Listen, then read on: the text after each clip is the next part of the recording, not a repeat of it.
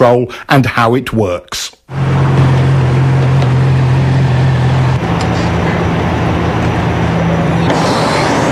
How'd you feel? My bike felt terrible on those turns back there. How was yours? Not too bad, but I didn't have as much grip as I'd like. The roads must have been really slippery. I think I need to play around with the suspension a little bit. You know how to do that? Yeah, but not enough. Hey, are there any suspension settings in that twist of the wrist 2 book that guy gave us? Hold on.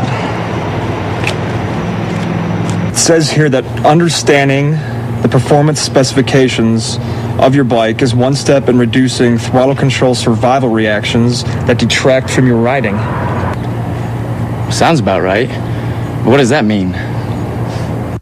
Considering that most machines in a static or constant speed situation have roughly 50-50 weight distribution, we can begin to calculate the guidelines for correct throttle control through a turn. The fact the rear contact patch is the larger of the two tells the story.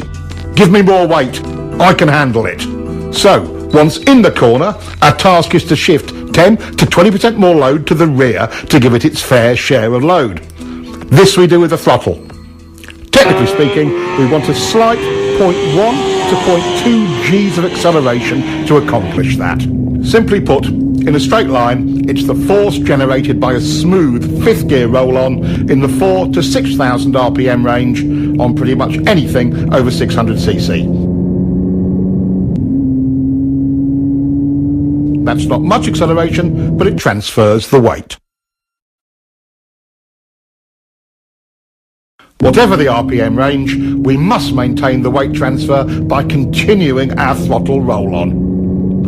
Throttle control rule number 1. Once the throttle is cracked open, it is rolled on evenly, smoothly and continuously throughout the remainder of the turn. This is not just a racing technique. It applies to all corners on all motorcycles.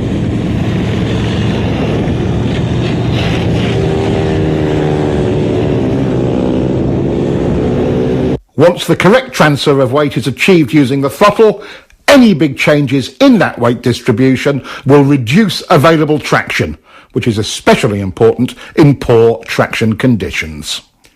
Once the bike is fully leaned over, violating rule number 1 with poor throttle control will underweight or overweight that particular tyre bike combination. Here again, even in poor traction conditions, good throttle control gives maximum stability and grip. Slides aren't the only negative result from rolling the throttle on and off. For track riding and racing, each throttle on-off or even just a hesitation will cost you time. At least 1/10 of a second, about a bike length, in a slow to medium speed turn.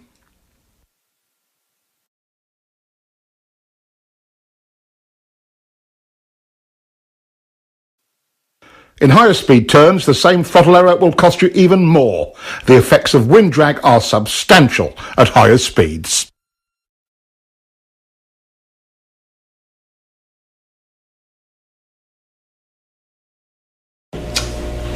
If the surface is slippery, do you want to overload the front or rear tires? No! Correct.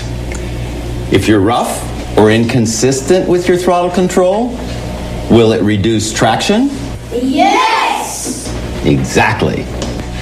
If you have good throttle control, will the weight be distributed properly on both the front and rear tire? Yes! Exactly. Now, what is throttle control rule number 1? Once the throttle is cracked open, it is rolled on evenly, smoothly, and constantly throughout the remainder of the turn. Good. Now, repeat that to yourself 1,000 times. Once the throttle is cracked open, it is rolled. This rider is late on the gas and gets very hard sudden acceleration out of the turn. This rider is trying for good throttle control and has nice clean roll-on, not the same fierce acceleration as the first guy. But what is the actual result in exit speed?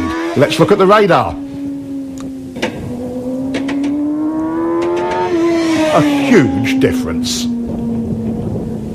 There are two circumstances under which you may violate throttle control rule number 1. Let's take the point where you are bringing the bike up for the drive out of the corner as the first one. As the bike is brought up towards vertical, we can be more aggressive with the throttle. At some point, you can pin it. Coordinating your throttle roll-on with bringing up the bike is how to maximize your drive off of any corner on any size bike.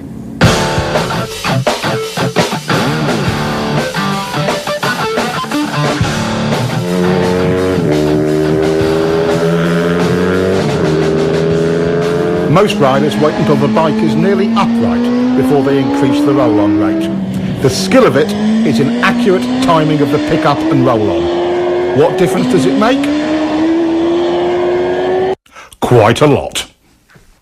The second exception to throttle control rule number 1 is traction control. Riders can be far more aggressive with mid-corner and exit throttle. Double apex turns are the other exception to the throttle control rule. Since you're actually dealing with 2 turns, it's okay to roll off or stop the roll-on between the 2.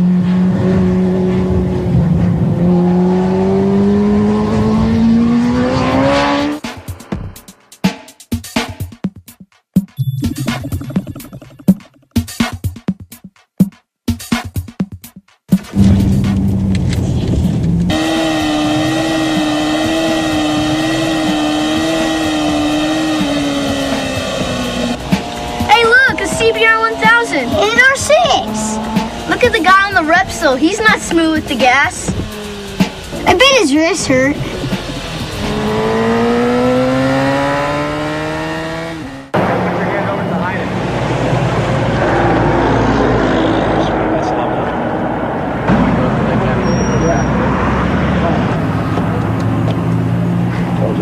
Told ya.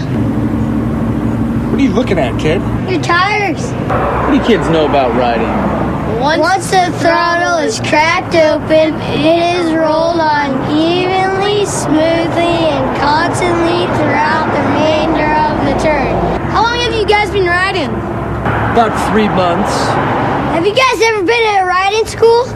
No, but we got this book this guy gave us. Yeah, just keep reading it. Come on, boys. It's time to go.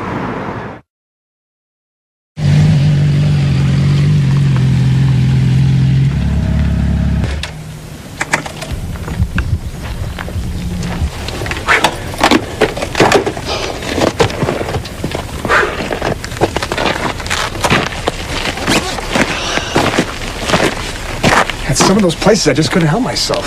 I kept rolling in and out of the throttle. That was cool. Completely perfect the whole time. Really? That's funny, because I still can't get a continuous roll on. That's SR1. Rolling out of and on and off the throttle when you shouldn't. That's right. Survivor reactions. How could I forget that?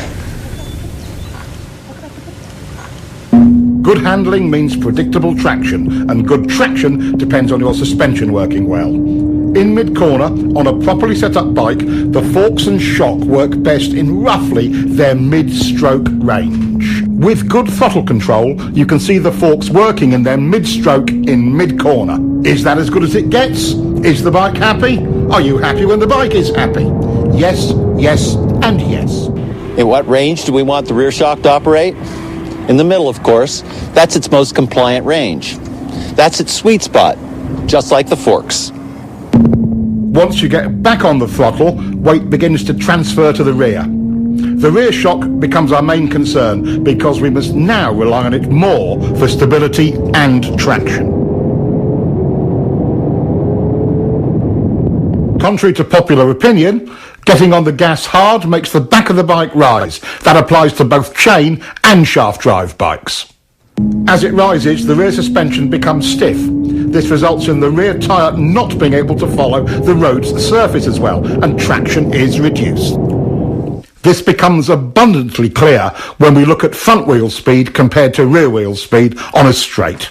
There is quite a bit of tyre slippage, and look at the rear suspension's position. Nearly topped out. Again, it isn't working well. With good throttle control, we get what the bike is designed to deliver: working suspension and optimum traction. Another downside of survival reaction number 1, chopping the throttle, is reduced ground clearance. Not only does the front compress, so does the rear, which further reduces your clearance. Perfect examples. When the rider is hard on the brakes, the front end wheel feels heavy under braking upward.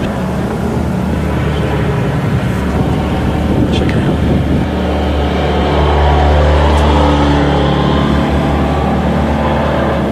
Man, he is smooth.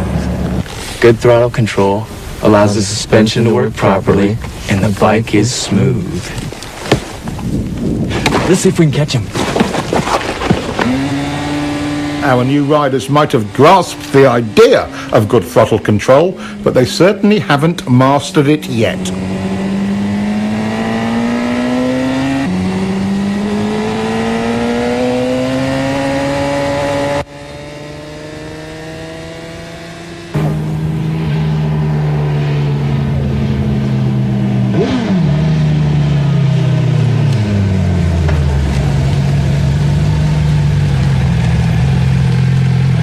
Talk to you later. Bye.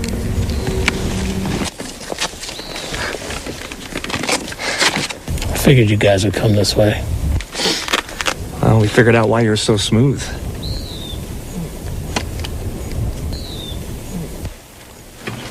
They've got it. Your forks, shock, and suspension settings create the potential for good handling. Your throttle control brings that potential into reality. Good throttle control has a major impact on slides. In controlled slides like these, good throttle control maintains stability. In unwanted or unexpected slides, chopping it makes it worse. Watch this. Good throttle control in reverse can save you from the high side. His smooth roll-off works much better. Practice your roll-off as often as your roll-on. When the time comes, it could make all the difference. Without getting into anything really nasty, like oil on the road, what are the usual conditions that activate our off-the-gas SRs? How about some of these? Water and sand are two big concerns for most riders. While you must not be aggressive with the throttle in situations like this, you certainly don't want to chop it either. What is your best bet if it's really slippery? Well, pick it up as best you can. The less lean angle, the better.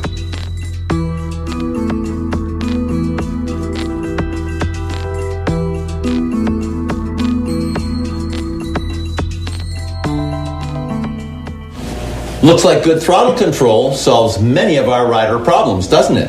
Yes! There are many factors that affect what line a rider may take through a turn, and we'll explore that later. The point we want to make now is this: no matter what line you take, high, low, middle, whatever, good throttle control is the gauge by which you can judge it. Riders are often confused about why the bike initially stands up and runs wide when they get off the gas mid-turn.